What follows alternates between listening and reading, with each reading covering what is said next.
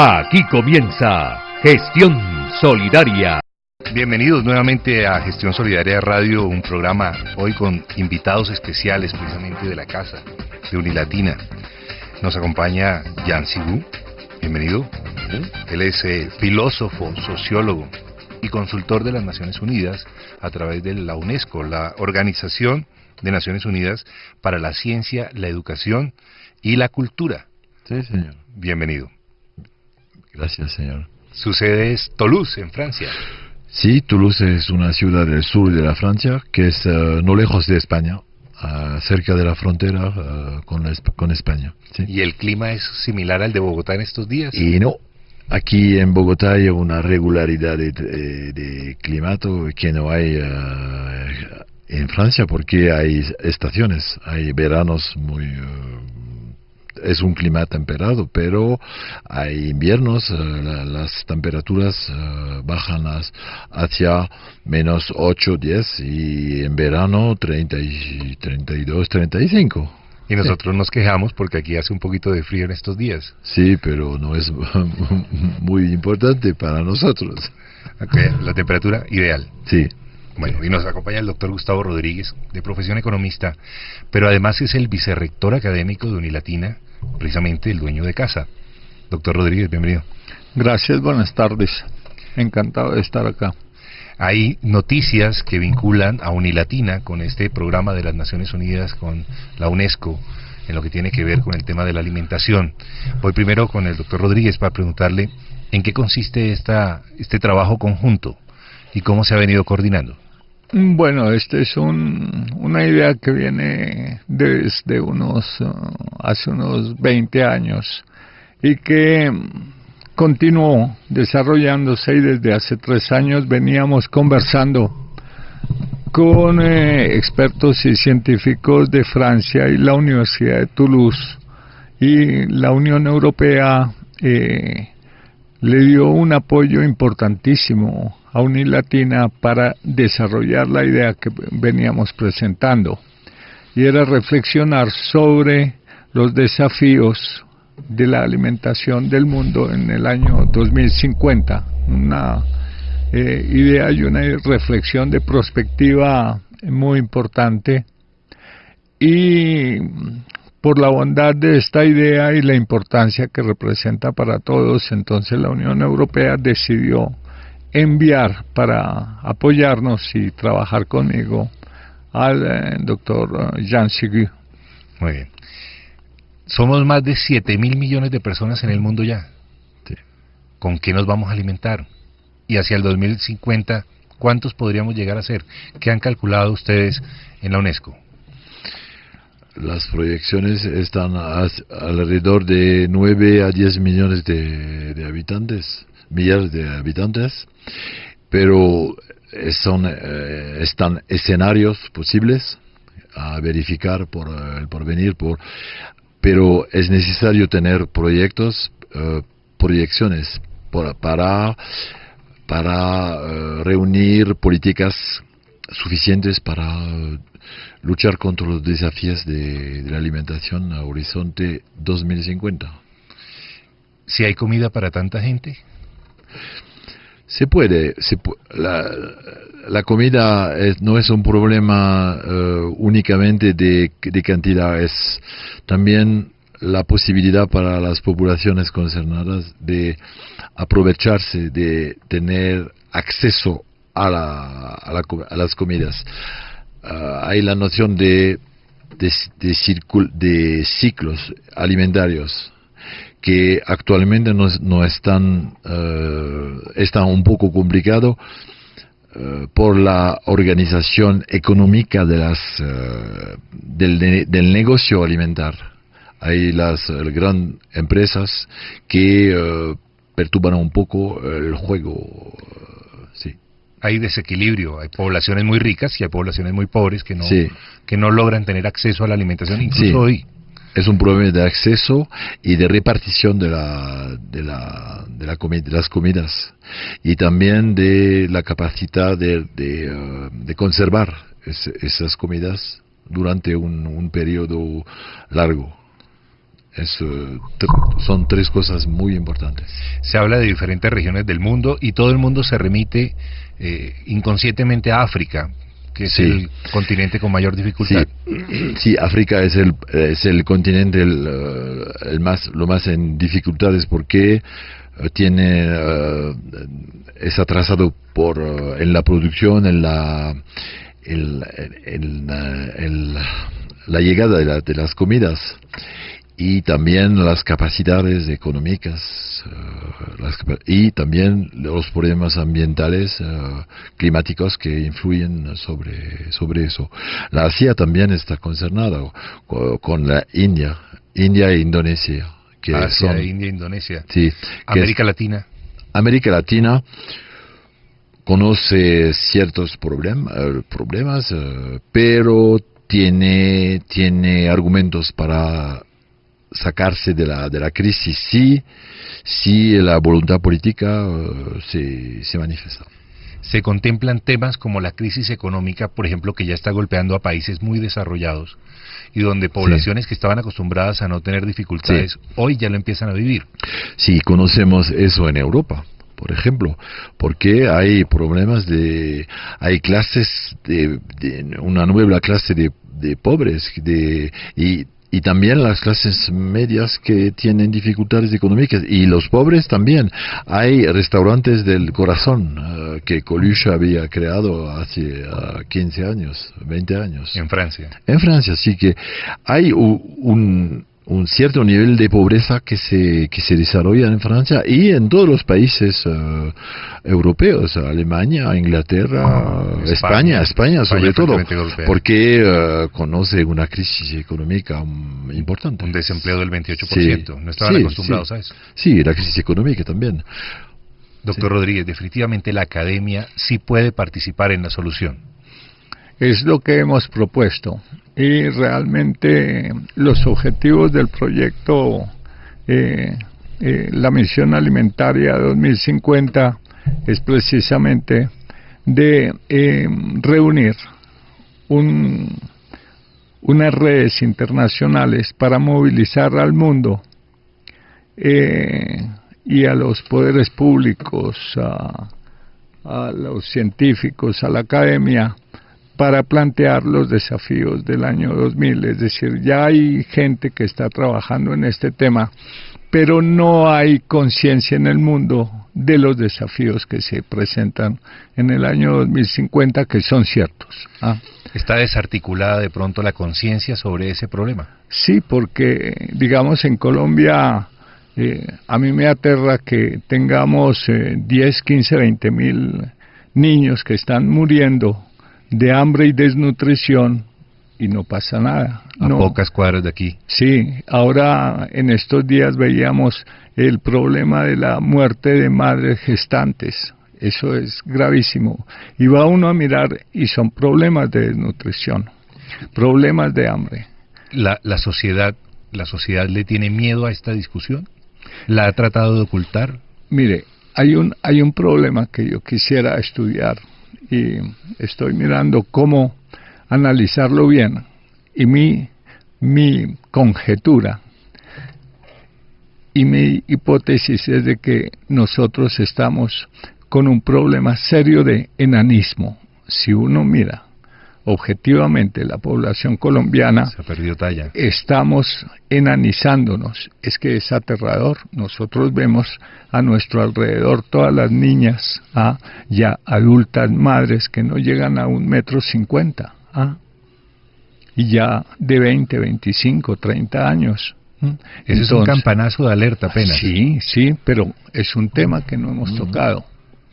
El tema empieza desde la lactancia, de la conciencia de lactar, o desde el acceso a la alimentación, o desde la diferencia entre clases sociales, o la división regional, o la distribución y poder de quienes producen la alimentación, los alimentos. ¿Todo lo anterior? No hemos tratado acá el primer derecho fundamental del hombre, y es el derecho a la alimentación. Nosotros revisamos la Constitución y hablamos de todos los derechos, y no existe el derecho a la alimentación. Los derechos fundamentales pasan por los económicos. decía Almudena Mazarraza, quien fue delegada de las Naciones Unidas en Colombia. Sí, pero el primer derecho fundamental del hombre es la alimentación. Pero no figura. ¿No se ha cumplido? En Europa también, en la Constitución no figura el derecho a la alimentación, porque deben pensar los que han escrito la Constitución que estaba un derecho ya cumplido. Los otros derechos estaban se daba por enunciados como educación, salud, un piso para y el derecho a la alimentación no figura, porque se aparecía que no estaba un verdadero problema en Europa, pero ahora es un problema. En la historia ha habido los derechos políticos desde la Revolución Francesa durante 2 siglos, pero los derechos sociales, culturales y económicos vienen después y han puesto mucho tiempo para tener una fuerza como los derechos políticos. Y el derecho a la alimentación no está bastante puesto adelante por este. Yo recibo diariamente muchos comunicados de prensa de la UNESCO que señala la entrega de ayuda puntual para algunas poblaciones. Hasta el momento el tema ha sido asistencialista, no ha sido estructural la solución a este problema de la alimentación. Yo creo que la buena respuesta es una de tomar en cuenta un trámite holístico, es decir, global.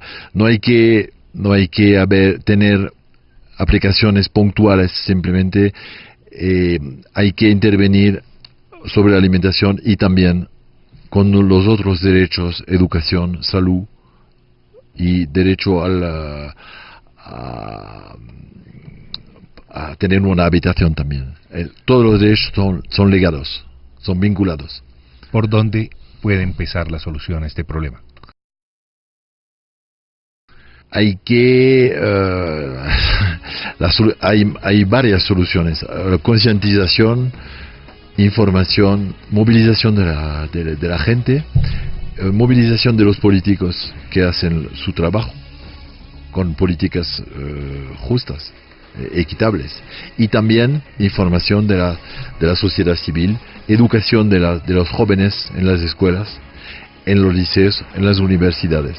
Los dos, políticos y sociedad civil, son indispensables. Doctor Rodríguez, usted es economista. Se da ese desequilibrio. Por ejemplo, todos los estados de Estados Unidos presentan sobrepeso. Hay sobrealimentación.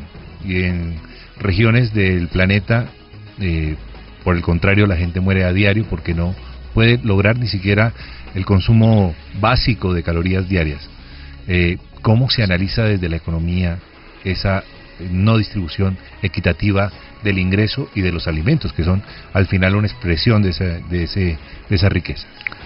Bueno, ahí está usted señalando los dos componentes de lo que llaman seguridad alimentaria. Es decir, la disponibilidad de los alimentos y el acceso a los alimentos. La disponibilidad, pues, están, cada uno puede disponer, pero acceder es tener dinero para comprar los alimentos. Entonces viene la concomitancia con los ingresos, el desempleo y la posibilidad de alimentarse. En un estudio que hice yo en años anteriores sobre producción y distribución del huevo en Colombia, reveló que el consumo de huevo en Colombia era aceptable, pero el mayor consumo era de la gente más pobre, que se alimentaba con arroz y un huevo. ¿Reemplazaba esa proteína? Sí. La proteína con huevo. Sí, pero todos los días no es bueno tampoco. Ahora, en el caso de Estados Unidos y el sobrepeso de las personas en Estados Unidos, no es que sea exceso de consumo alimenticio, sino mala alimentación. También la gente de bajos recursos también tiene una tendencia a la obesidad, pero por el alto consumo de azúcares y carbohidratos. Digamos, comer uno yuca, arroz y papa con pastas y un pedazo de carne o un huevo es excesivamente alto. ¿Cuál es el proceso de la obesidad? Es sencillo. El hígado es quien procesa las calorías. Y entonces, cuando uno consume más calorías de las que necesita el cuerpo, el hígado lo transforma en grasas para distribuirlas o quemarlas cuando uno ya ha bajado su consumo de alimento. Entonces es el exceso de consumo de calorías, no es la dieta, sino el número de calorías que son producidas esencialmente por azúcares y carbohidratos. Ajá. Doctor Jan, esa misma pregunta. Ustedes, desde la UNESCO, ¿cómo han analizado esa distribución de los pesos de las diferentes poblaciones y esa expresión de su capacidad de adquirir esos alimentos? En los países desarrollados hay un fenómeno de obesidad como en los Estados Unidos,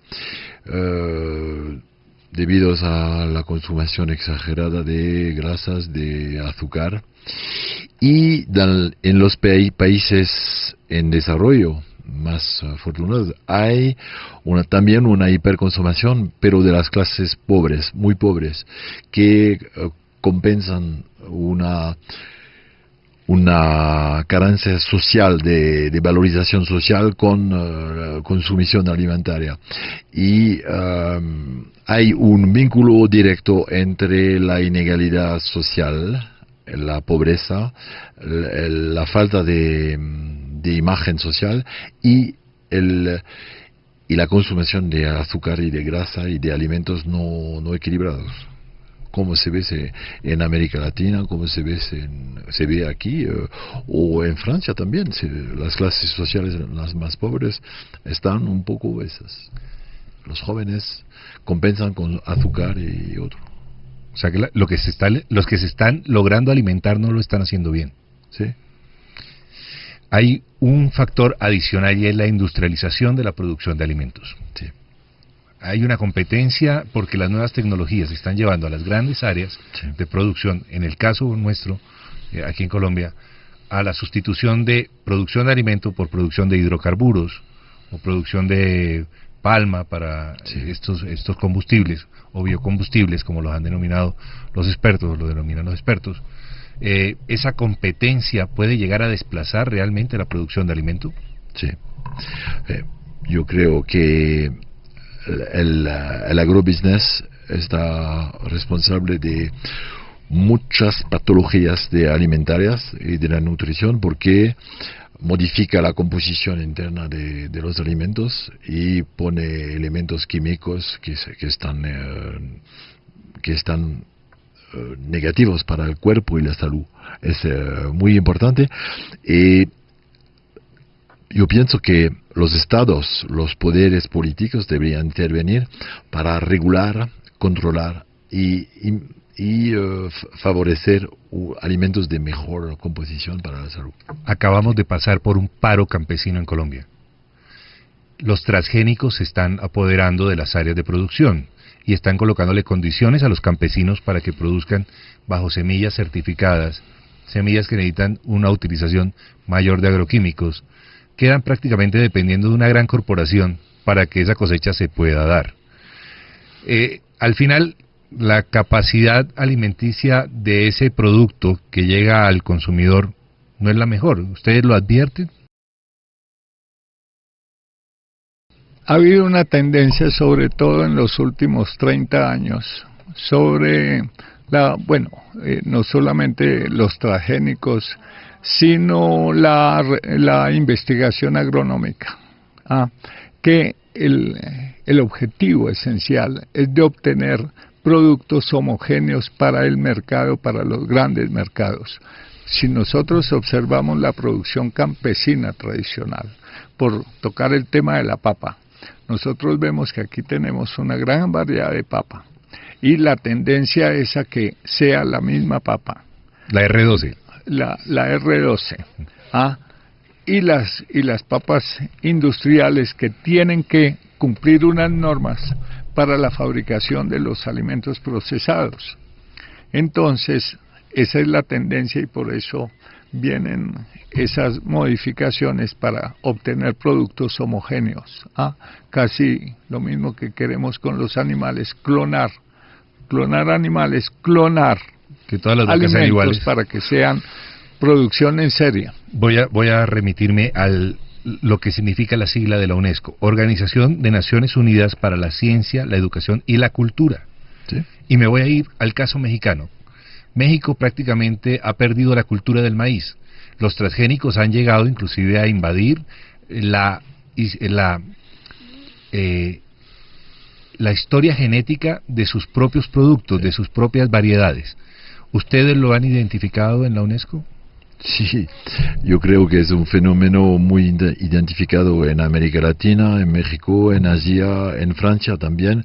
Hay movimientos que están contra los transgénicos, porque aunque no sabemos de manera cierta lo que ocurre en frente a los problemas de la salud, pero en ausencia de conocimiento hay que estar prudente, pero las empresas y las grandes empresas como Monsanto no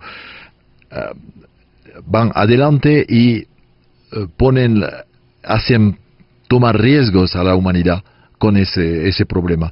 Hay también un riesgo que es vinculado a eso.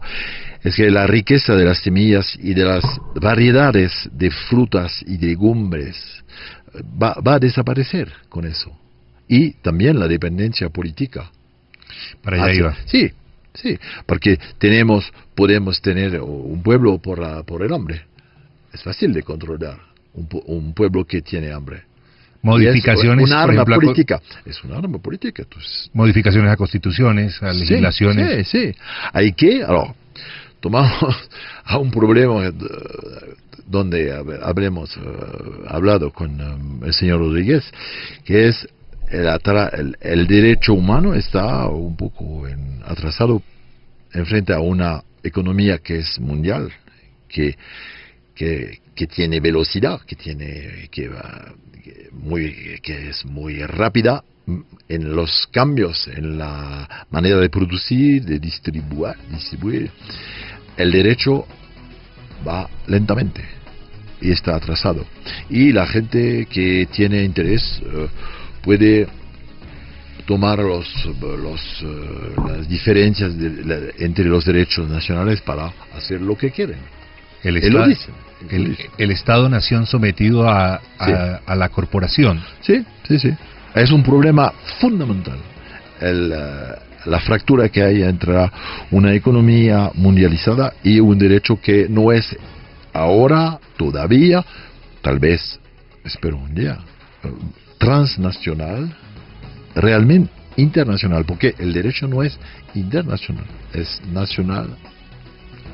Y muchas veces. Precisamente uno de los objetivos del proyecto es llegar al establecimiento de la Carta de Deberes y Derechos de los Estados en materia alimentaria. Y dentro de esos deberes y derechos de los Estados en materia alimentaria, debemos lograr también que se tenga un artículo en el cual no se puedan utilizar los alimentos como arma política. Sí. Va a ser mucho más grave que una bomba atómica, porque la hambruna mata lentamente y la gente queda sometida. ¿Quiere decir algo? Sí, hay otro riesgo también, es la unificación y la estandarización del gusto mundialmente. Con el modo de producción del agrobusiness, pronto beberemos Pepsi Cola, Coca-Cola, hamburgers, basta. McDonald's. Igual en todo lugar. Igual. Y ese riesgo que el antropólogo francés que se llama Lévi-Strauss había dicho antes de morir, a 100 años, todavía. Jean-Claude Rappel también es sociólogo francés y es uno de los que está del otro lado, del lado de la corporación, buscando el código cultural para lograr insertar esa propuesta corporativa en la mente global. Sí.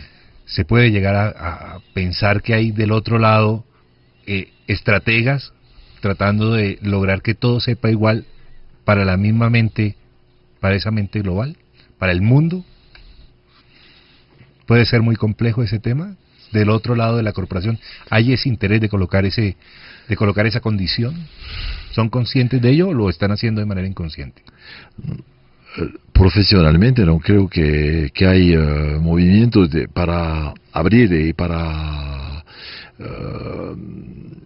abrir otras posiciones, otras conductas, pero son las sociedades civiles que van a crear un movimiento de cambio, yo creo.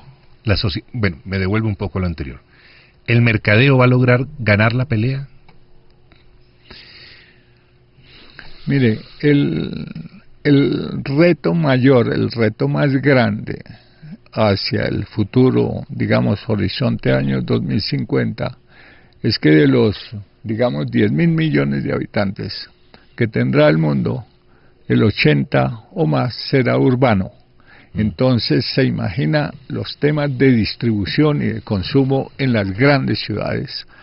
Entonces, si desde ahora no comenzamos con estrategias de innovación para prever cómo vamos a lograr hacer llegar los alimentos a esas multitudes urbanas, entonces un elemento fundamental es la investigación en materia de conservación de alimentos.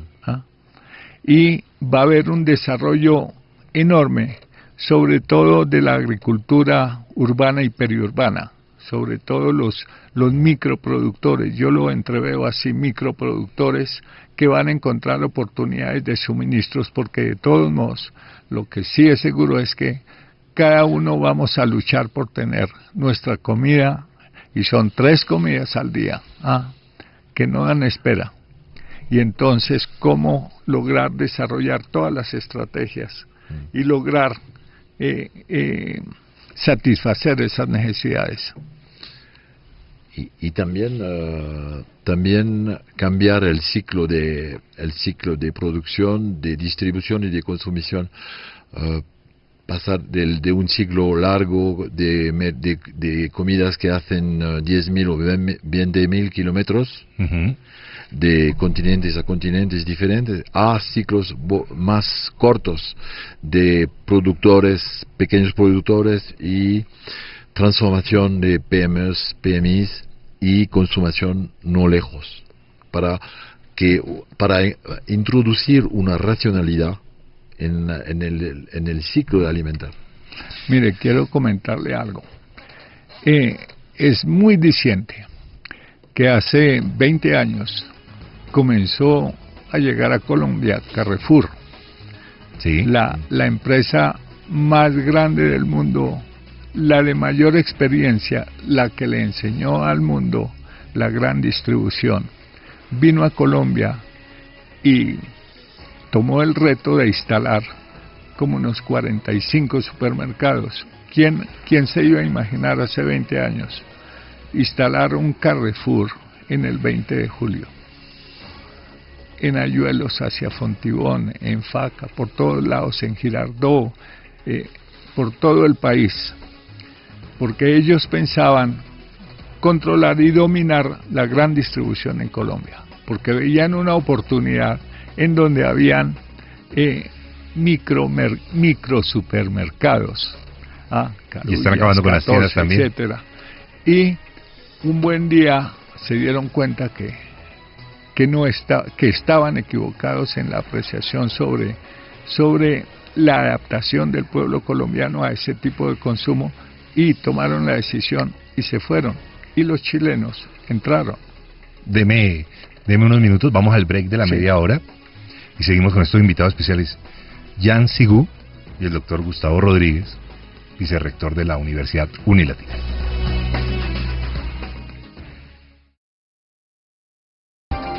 Volvemos porque el tema está muy interesante. Veníamos por una reunión corta, se nos ha ido extendiendo porque el tema es muy, muy importante.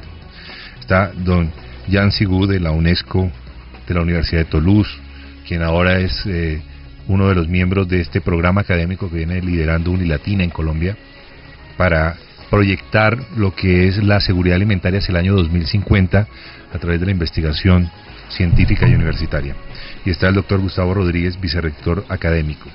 Lo dejamos en un punto, doctor Rodríguez, porque usted estaba hablando de cómo es el comportamiento de los grandes distribuidores mundiales y cómo estos logran el dominio regional, buscan inclusive el dominio local, pero en algunos momentos se dan cuenta que no logran ese cambio cultural que esperaban. ¿En qué consiste esa exposición que usted nos estaba contando? Bueno, esto es llevando la reflexión hacia los problemas que vamos a tener en el futuro sobre la distribución de los alimentos. Y realmente cuando yo veo es una tendencia hacia la atomización de la distribución de alimentos. Y el hombre y sobre todo nosotros cada vez estamos aumentando nuestros ingresos, estamos adoptando modos de consumo sano de alimentos. La gente ya está tomando conciencia poco a poco. Estas sinergias uno ve los cambios que ha tenido. Nomás recuerde uno lo que comía en la casa de papá y mamá y lo que está comiendo hoy. Hay unos cambios importantes. Y la gente de altos ingresos pues es la que marca el sendero del tipo de consumo. Y si las familias de altos ingresos comienzan a cuidarse, a consumir alimentos exclusivos, sanos, frescos, etcétera, entonces por ahí va a seguir la senda y va a ser el tipo de consumo dominante. ¿Y quiénes lo pueden suministrar? Para mí, los microproductores. Yo hago parte de la red CIAL, que son sistemas alimentarios localizados. Nosotros comenzamos un grupo pequeño hace unos 15, 17 años a reunirnos. Era un grupo de unos 30, 40 académicos, investigadores científicos de diferentes partes del mundo. Y cada 2 años nos reuníamos en congreso y nos seguimos reuniendo a reflexionar sobre estos temas. Hoy ya somos más de 200 de más de 100 países del mundo que nos reunimos cada 2 años. Y dentro de 2 años, en el 2015, nos reunimos en Estocolmo y en el 2017 nos reunimos en Colombia. Va a haber el Gran Congreso Mundial de Sistemas Alimentarios Localizados. Y lo que estamos pretendiendo y ya estamos viendo resultados es influir sobre los gobiernos en materia de políticas alimentarias. Uno de los objetivos también del proyecto del que hemos hablado es sugerir y decirle a los gobiernos que organicen y hagan instituciones que se dediquen al tema agroalimentario, porque no hay. Nosotros acabamos de reformar el Ministerio de Agricultura y no hay un solo funcionario que se dedique al tema agroalimentario, al tema de la alimentación. ¿Esa podría ser la salida? La autonomía, la capacidad de producir nosotros mismos nuestros alimentos, inclusive en la casa, con técnicas como los cultivos hidropónicos, en la parte alta de la casa, en el tejado, como hacen algunas familias de aquí del sur de Bogotá. Sí, la autonomía es un concepto muy interesante porque supone que no estamos dependientes del exterior, pero hay que una autonomía abierta que corresponde con los otros también, pero hay que hallar los modos de regulación del mercado. En Francia existe una cosa que es un poco más importante que lo que el doctor Gustavo Rodríguez ha descrito. Los CIALs son los AMAPs. Los AMAPs son los productores que se reúnen y que comercializan directamente los productos a con una panera, un conjunto de frutos y legumbres por semana que venden a los habitantes de las ciudades con 15, 20 euros, y la gente se compra directamente sin pasar por intermedios, y los agentes de distribución, de grande distribución. Eso es una evolución en la manera de producir. Y también hay los productores de carne que hacen eso y que venden directamente sus productos, los agricultores, cerdos, vacas y otros. ¿Se ha logrado determinar qué tanto se puede bajar el precio si se logra sacar de esa cadena de distribución a los intermediarios? ¿Hay algún cálculo, una cifra? Sí, es decir, la diferencia puede llegar a casi al doble, o más en algunos productos. Y a partir de ahí se logra el acceso. Es que los costos de distribución, lo más alto que hay en cualquier sector de la economía son los costos de distribución y venta. Ajá. Y en los productos alimentarios, los costos, sobre todo para productos frescos, son muy altos por la manipulación, la selección, deterioros, etcétera. Entonces, esas pérdidas que se llaman post cosecha y post distribución, entonces llevan a unos sobrecostos grandes. Y si los campesinos, por su modo de producir, logran tener unos paquetes pequeños, logran venderlos y posicionarlos a mejor precio. Y por la regularidad del consumo, pues para ellos es rentable. Ahí es donde entra el factor de la conservación de los alimentos, que forma parte de este gran proyecto que vienen adelantando estas tres organizaciones. El tema, bueno, yo soy una persona, un inventor ya reconocido por la Organización de Propiedad Industrial. Yo puse a punto, trabajo mucho en temas de conservación, y todos los alimentos se pueden conservar. Es decir, ¿en qué consiste la conservación de la mayoría de los alimentos? Es quitarles el agua, no más. El agua es vida, pero también es muerte, después de la vida. Entonces, ¿qué quiero decir con eso? Que los alimentos, cuando llegan al punto óptimo de maduración, comienzan a deteriorarse, es decir, comienza el envejecimiento natural. Si uno logra quitarles el agua, entonces queda la esencia, y esa es la que se puede conservar por larguísimo tiempo, y entonces facilita la distribución y el consumo a posteriori. Y esos sistemas de conservación que hay en el mundo, pues son los que nos van a permitir tener acceso y una mejor distribución de alimentos, y por ende consumo más fácil. Hipotéticamente, el pequeño productor no tendría que vender su producción pequeña, sino acumularla para poder llevarla a un mercado y ser más rentable en esa economía de escala del transporte, por ejemplo. Sí. Ahí sería el ahorro. Hay que bajar los costos de transporte, pero el problema es también el control que hacen las empresas, las grandes empresas de agroalimentar, que es un problema de costo, de precio, pero también de poder y de control de los consumidores y del conjunto de la humanidad.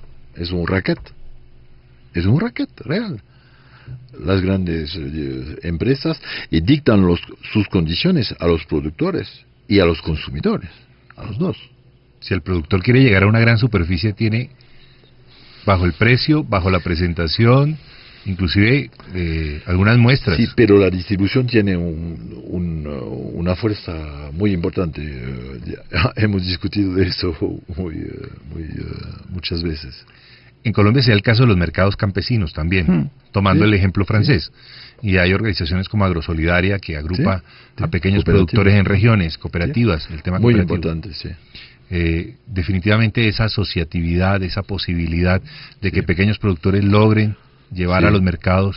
Sí, y tal vez falta una dimensión que no es todavía evocada, es la transformación de los productos por pequeñas empresas. Industrializarlos un sí, poquito. Sí, que pueden ser complementarias de los pequeños productores agrícolas.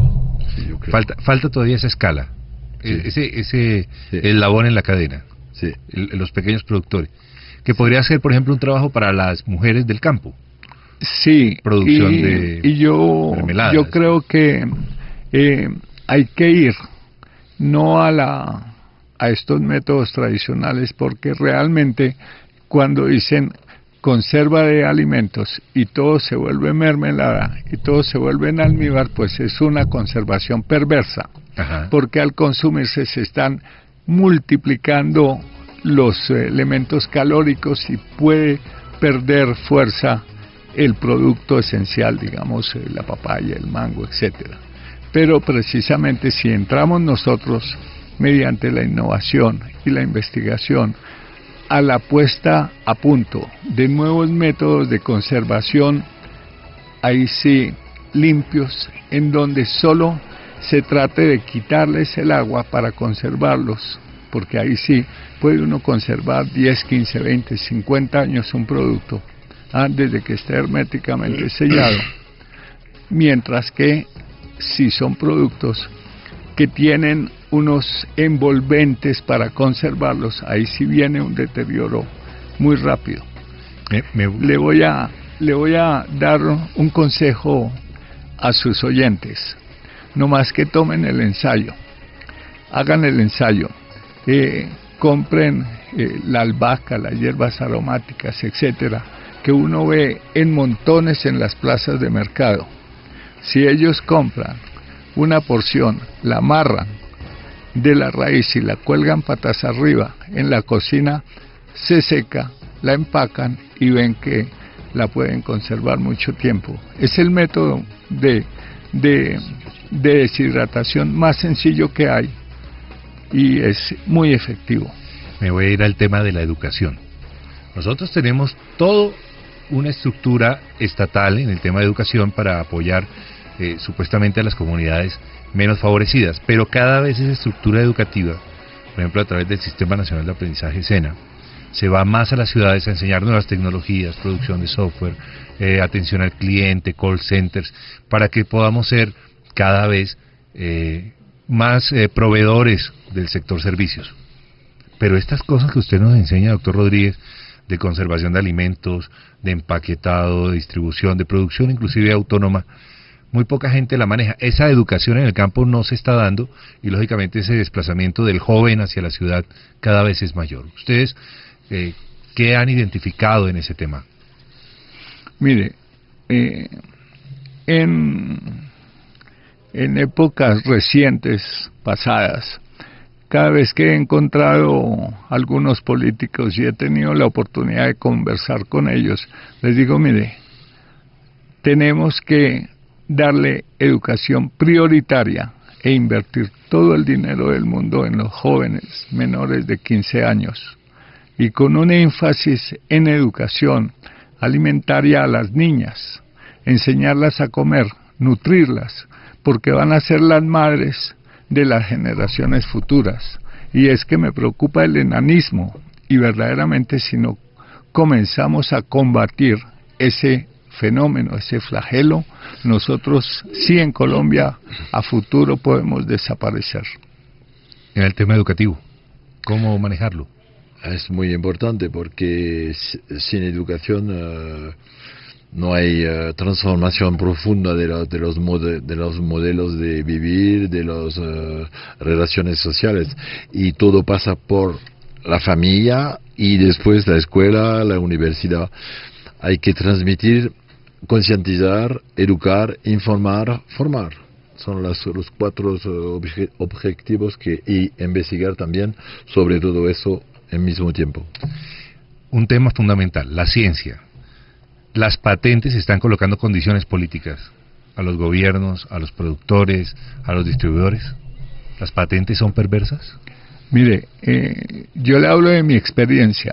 Yo puse a punto un sistema de conservación, de deshidratación de alimentos, por el método de aire frío forzado, a través de unas micromembranas.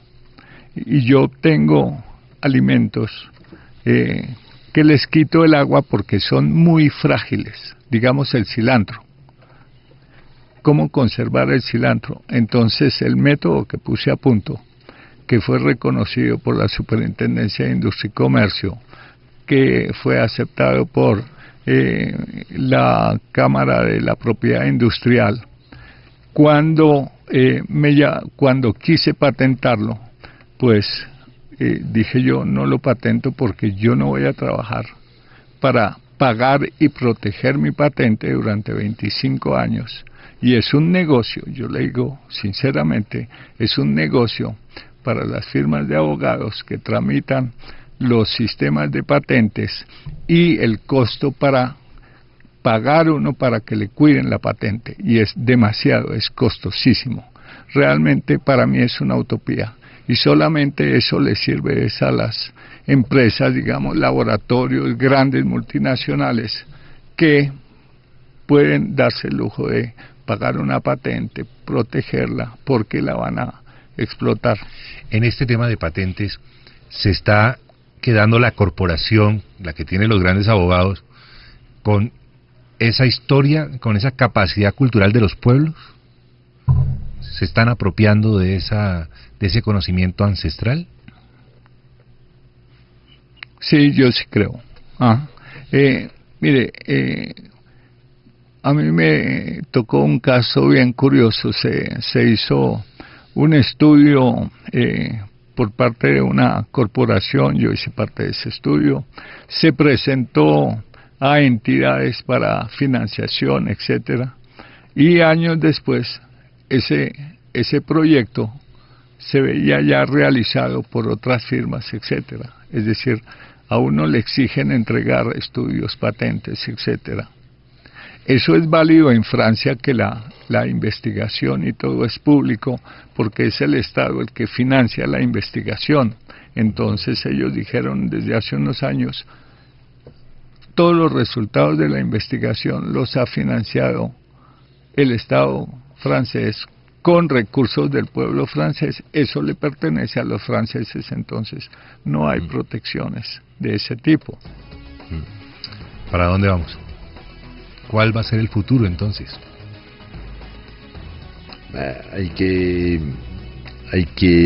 Hay dos modos de intervención. Hay un modo hacia los responsables políticos, que deben tomar sus responsabilidades en todos los países y hacer reducir las inigualdades sociales, porque es la causa la más importante en materia de alimentación. Y también hay que formar, informar, educar sin fin, por concientizar y movilizar las sociedades civiles y los hombres en general. ¿Se ha criminalizado la protesta social en lo que tiene que ver con la comida en algunas zonas del planeta?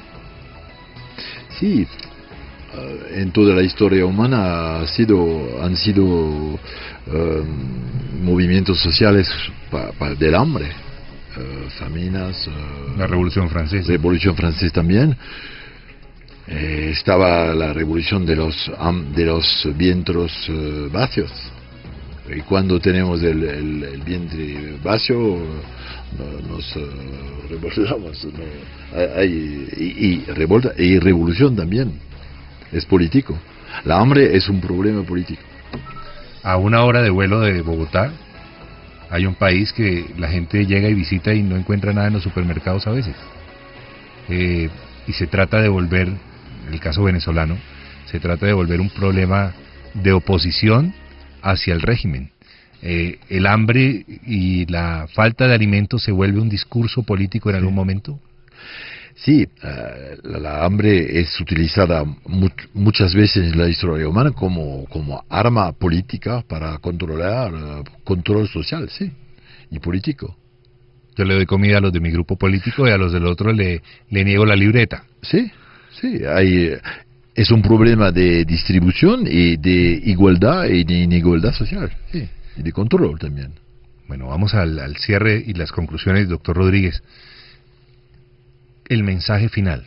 ¿Qué le podemos decir a las nuevas generaciones que todavía no son conscientes de esta amenaza, pero en la medida en que somos ya, o que llegaremos a ser 10.000 millones de personas en el planeta, va a ser una gran carga para la biosfera, para todo el planeta? Esos jóvenes que piensan que este problema no les va a tocar, ¿qué mensaje le daría a usted? Pensar simplemente qué voy a comer mañana. Es así de sencillo, y precisamente lo que queremos nosotros, todo lo que es este movimiento de científicos, académicos a través del mundo, es simplemente poner a la gente a pensar qué estrategias, qué debemos hacer para que tengamos comida el día de mañana.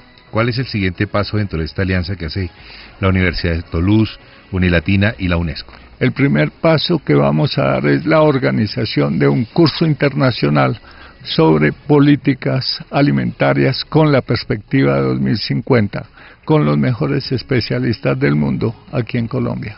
Don Jan, su mensaje final. Hay que trabajar para desarrollar información, investigaciones y movilizarnos todos alrededor de este tema que es fundamental y primero en la historia de la humanidad. Y en un plato hay toda la historia de la humanidad. ¿Le gustó Colombia? Sí, es un país magnífico. Alcanzamos a tenerlo antes de que se fuera para su tierra. En las próximas horas ya toma el avión. Sí, en 2 días, sí. Muy bien. Invitados especiales hoy. Una historia de lo que tiene que ver con la seguridad alimentaria, la historia del hambre, las posibilidades de solucionar este problema. Queremos darle las gracias aquí en Gestión Solidaria Radio a don Jan Segú y don Gustavo Rodríguez por aceptar esta invitación. Gracias. Muchas gracias, señores. Aquí termina Gestión Solidaria.